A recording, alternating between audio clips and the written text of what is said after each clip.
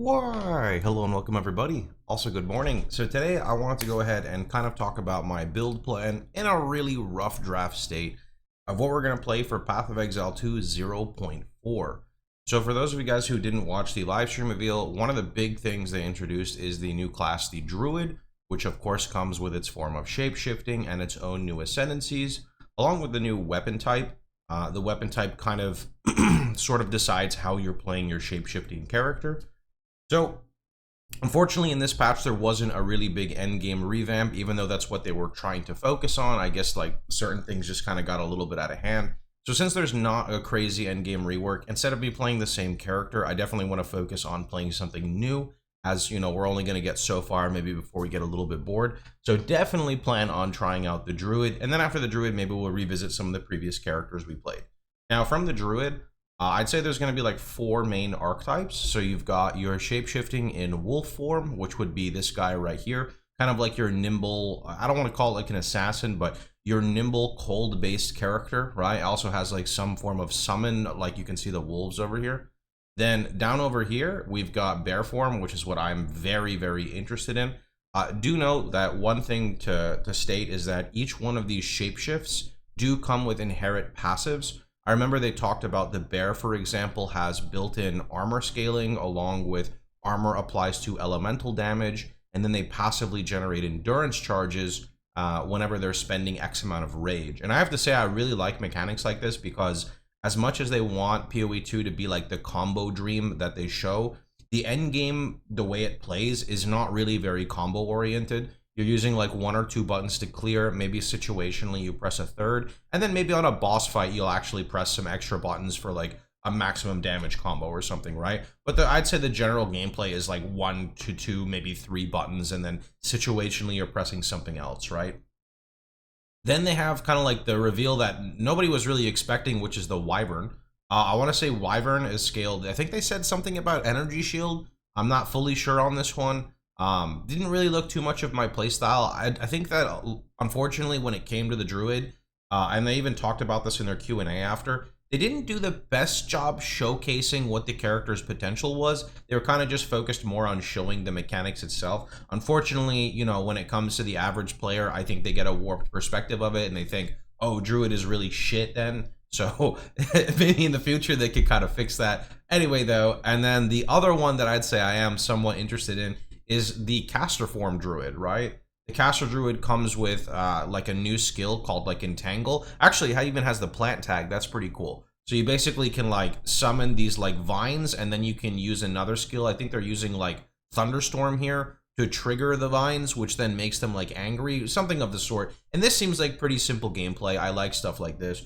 I do have to say that Druid has kind of a unique thing that I feel a lot of people aren't talking about, and that is a lot of their skills are duration based. Now, the reason I bring up the duration based tag is because they stated specifically we want a lot of Druid skills to be duration based so you can use the skill and then shapeshift. Now, I don't care about the use the skill and shapeshift part. I care more about the fact that there's a new support gem that's going to make it so skills follow you rather than remain in place. And I think that that in conjunction with Druid skills is going to be really good. I can potentially see some people making some pseudo auto bomber builds where you're pressing, like I said, like 1 button and just walking, and like a firestorm or a, I don't know, I think I have a skill called Cataclysm or something, is going to just follow behind you and kill everything. So definitely excited to see what happens for that.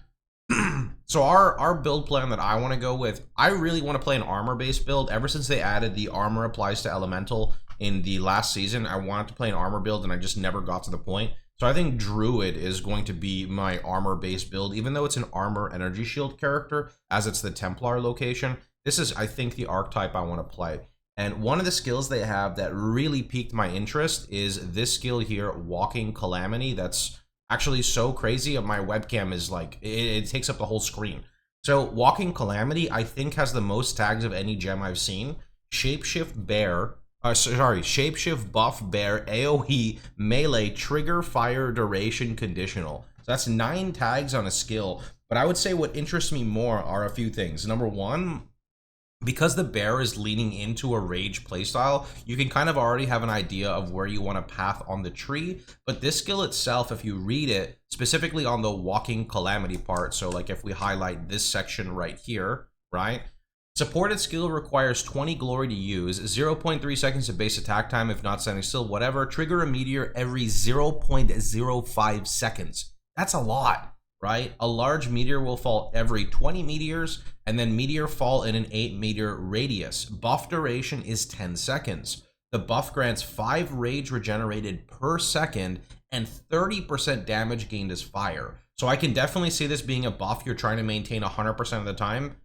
And then on top of that, you're using your regular skills. Now, the reason why I bring this up is if you read the text over here, right, you can see that what it says is, while in bear form, build glory by gaining rage. While already at maximum rage, when you have maximum glory, you can use this skill. So I found that to be kind of interesting because if you're maintaining your rage correctly, and then you get a buff that's generating rage per second, you can then feed that into glory. Now, glory does have a cap at how fast you can earn it. So I think by default, we would need to either double glory duration. Sorry, we need to double glory gained and or double the duration of the skill. But with that being said, I think it's going to be something interesting to build around. So definitely want to play Walking Calamity on a bear and kind of just see where it goes from there. Anyway, that was pretty much about it for me. They do have some really cool Ascendancies, although I will be honest, a lot of them are kind of really weird to look at.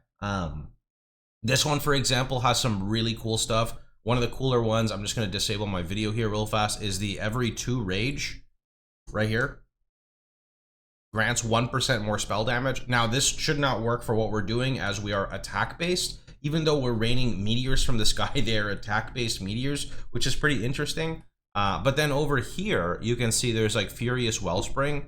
No inherent rage loss. Regenerate 6% of your maximum rage per second. Increase in reductions to mana regeneration apply to rage. Skills which are not default attack cost +5 rage and then +7 max rage. I just like seeing unique mechanics like this. I think they're pretty interesting. I'm not going to lie. That's one of the things I enjoy about Path of Exile is building around something unique, not something generic. So this character looks pretty sick, especially with like gain spirit for each empty charm slot. I don't know what Apocalypse is off the top of my head. I think this is the one that Giga Rains like a bunch of everything all over the place. And then the other one is this guy, which I haven't really gotten to look at too much. I don't even know where you start. I feel like you start here and then you branch this way and then you go out, but I don't actually know. A lot of crazy stuff from this guy. This guy basically has one of the nodes. I think it's all the way down here. No, is it this one?